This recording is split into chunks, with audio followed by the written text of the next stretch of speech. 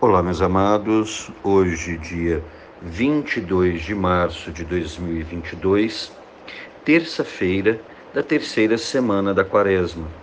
Evangelho segundo Mateus. Naquele tempo, Pedro aproximou-se de Jesus e perguntou: Senhor, quantas vezes devo perdoar se meu irmão pecar contra mim? Até 7 vezes? Jesus respondeu: Não te digo até 7 vezes, mas até 70 vezes 7. Porque o reino dos céus é como um rei que resolveu acertar as contas com seus empregados. Quando começou o acerto, trouxeram-lhe um que lhe devia uma enorme fortuna. Como o empregado não tivesse com que pagar, o patrão mandou que fosse vendido como escravo, junto com a mulher e os filhos, e tudo o que possuía, para que pagasse a dívida. O empregado, porém, caiu aos pés do patrão e prostrado suplicava: Dá-me um prazo e eu pagarei tudo. Diante disso, o patrão teve compaixão, soltou o empregado e perdoou-lhe a dívida. Ao sair dali, aquele empregado encontrou um dos seus companheiros que lhe devia apenas 100 moedas. Ele o agarrou e começou a sufocá-lo, dizendo: Paga o que me deves. O companheiro, caindo aos seus pés, suplicava: Dá-me um prazo e eu te pagarei. Mas o empregado não quis saber disso. Saiu e mandou jogá-lo na prisão, até que pagasse o que devia. Vendo o que havia acontecido, os outros empregados ficaram muito tristes, procuraram o patrão e lhe contaram tudo. Então o patrão mandou chamá-lo e lhe disse: Empregado perverso, eu te perdoei toda a tua dívida, porque tu me suplicaste. Não devias tu também ter compaixão do teu companheiro, como eu tive compaixão de ti? O patrão indignou-se e mandou entregar aquele empregado aos torturadores, até que pagasse toda a sua dívida. É assim que o meu Pai que está nos céus fará convosco, se cada um não perdoar de coração ao seu irmão. Essa parábola é muito conhecida. É uma história que Jesus conta a partir de uma pergunta feita por São Pedro. Segundo um costume da época de Jesus, enraizado ali na cultura judaica, você deveria perdoar até 3 vezes. A partir dali, da 4ª vez, não deveria ser concedido o perdão. Então Pedro chega e, talvez querendo até, não sei, aqui digo eu, buscar um elogio do Senhor, ele fala: eu devo perdoar até 7 vezes, porque o costume eram 3. Então Pedro estava sendo muito generoso, além do dobro. Talvez ele esperasse Jesus falar: nossa, Pedro, como você é generoso, 7 vezes? Não, só 3, tá bom e tal. Mas de qualquer forma, Pedro queria pôr um limite ao perdão. Seja 3, seja 7 vezes. Então, um perdão limitado até certo ponto, eu vou perdoar. A partir dali, não concedo mais o perdão. E qual é a surpresa quando Jesus fala para ele: não te digo até 7 vezes, mas até 70 vezes 7. Por que isso? Porque Deus também nos perdoa sempre, toda vez que nós nos arrependemos, ou seja, 490 vezes, nós entendemos aqui que Jesus, novamente, está sendo exagerado, né? O Senhor está dizendo que deve perdoar e perdoar sempre, que não deve deixar nunca de perdoar. Nem sei se eu fiz o cálculo certo aqui, tá, gente? Vocês que são bons de matemática, não sou muito bom, não, tá bom? Mas o fato é que, diante disso, o Senhor vai contar uma parábola. E aqui você entende que esse rei que resolve acertar contas com seus empregados é Deus Pai. E ali é trazido, os empregados somos nós, quer dizer, ele é o Senhor, nós somos o servo. Servo é uma outra palavra para empregado, tá certo?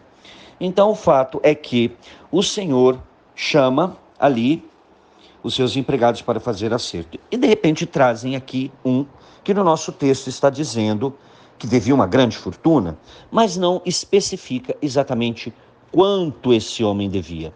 Só que no texto grego nós temos claramente qual é o valor dessa dívida. E não é pouco. O texto vai dizer que esse homem devia 10.000 talentos. Talento, gente, era usado para o peso, tá? Cada talento equivalia mais ou menos 30 ou 35 quilos, alguns vão dizer. E podia ser de ouro, poderia ser de prata, tá? Então aí varia. Mas de qualquer forma, 10.000 talentos, você há de convir comigo, que é muito, muito mesmo, tá?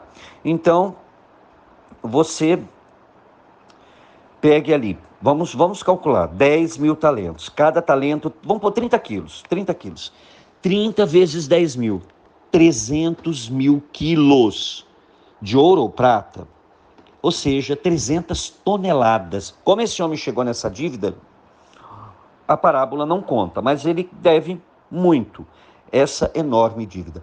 Gente, se fosse hoje prata, vamos colocar 300 quilos de prata, dá em torno de 1 trilhão de reais. Se esses 300 quilos, essas 300 toneladas for de ouro, vai dar em torno de mais de 90 trilhões de reais. É óbvio, gente, seja de prata, 300 toneladas de prata, 1 trilhão, ou 300 toneladas de ouro, mais de 90 trilhões de reais, é impossível pagar essa dívida, tá certo? Então escuta o que acontece. Como o empregado, diz aqui o texto, eu vou ler o texto literalmente. Como o empregado não tivesse com o que pagar, é óbvio que não tinha como pagar, o patrão mandou que ele fosse vendido como escravo junto com a mulher e os filhos e tudo que ele possuía para que pagasse a dívida. Era algo comum da época. Então a família era vendida como escravo para tentar pagar essa dívida.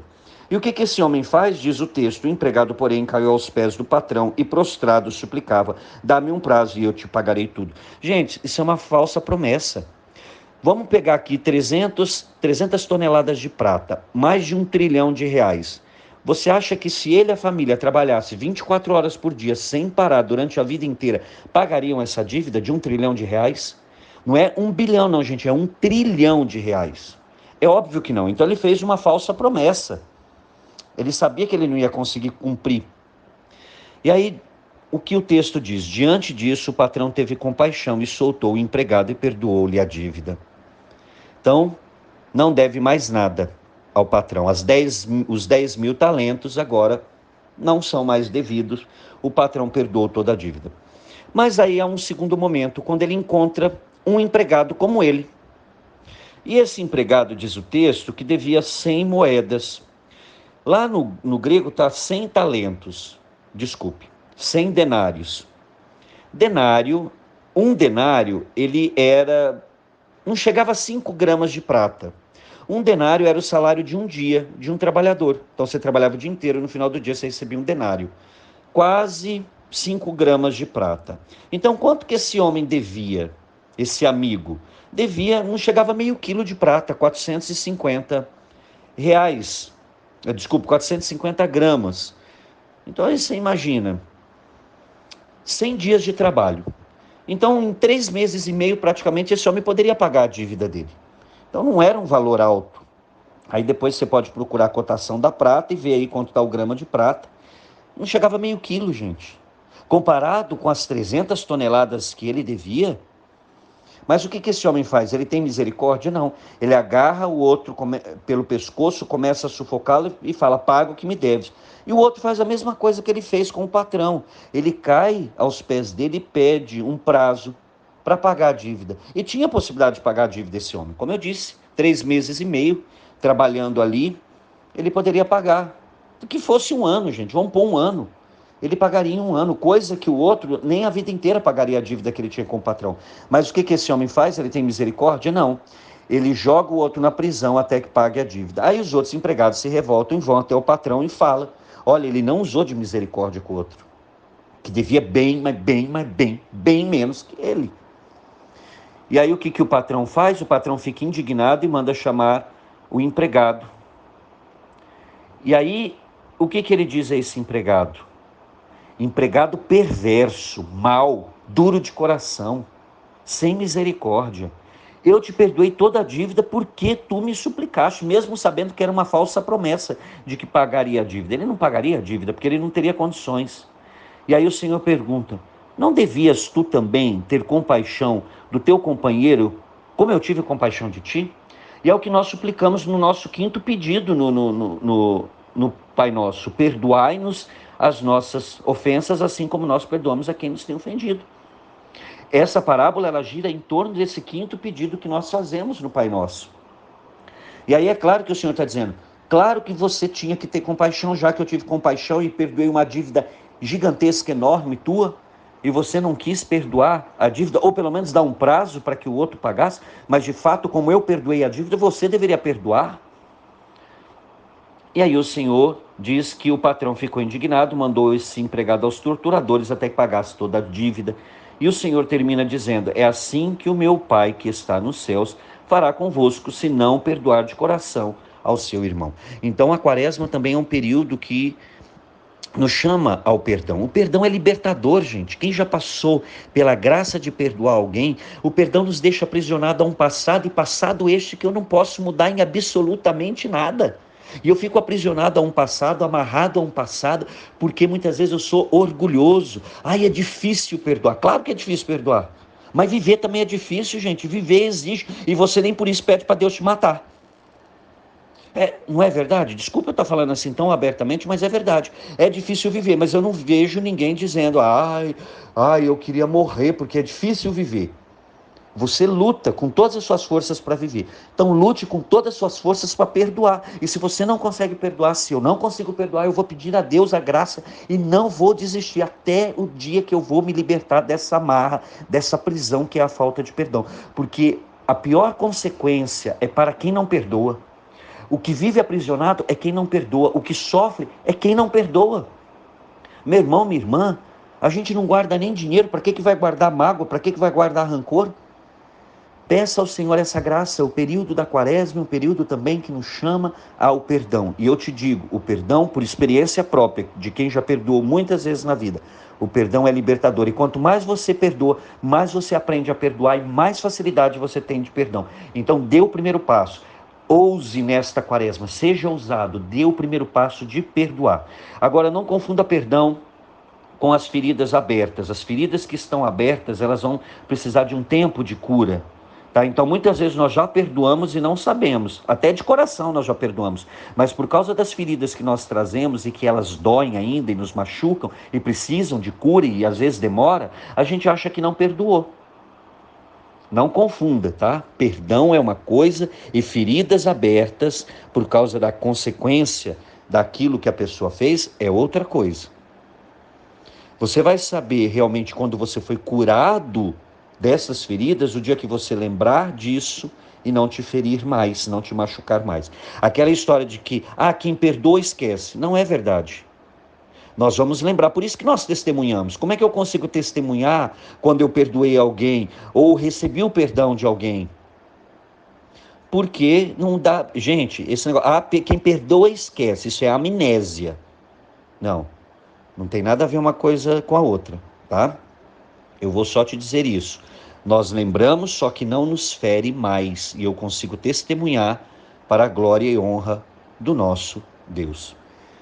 Senhor, e diante deste texto tão forte, tão provocativo, nós queremos pedir hoje: concede-nos a graça de perdoar e perdoar sempre, porque o perdão é uma das grandes graças que nós temos. Talvez a maior graça que um cristão tem é de saber perdoar e também saber receber o perdão de alguém. Porque muitas vezes nós precisamos pedir perdão às pessoas. Não só precisamos perdoar pessoas que nos feriram, mas perdoar também, conceder o perdão àqueles que vêm nos pedir o perdão, porque muitas vezes nós também ferimos as outras pessoas. Somos feridos e ferimos. Por isso que é necessário, Senhor, que nós exerçamos sempre o perdão, seja para dar, seja para receber esse perdão. Senhor, e essa graça que nós pedimos, pela intercessão da Virgem Santíssima, Rainha da Paz, que possa interceder pela paz mundial, pelo fim desta pandemia, mas de forma especial para que nós aprendamos a ser homens e mulheres que recebem e concedem o perdão. Ave Maria, cheia de graça, o Senhor é convosco, bendita sois vós entre as mulheres e bendito é o fruto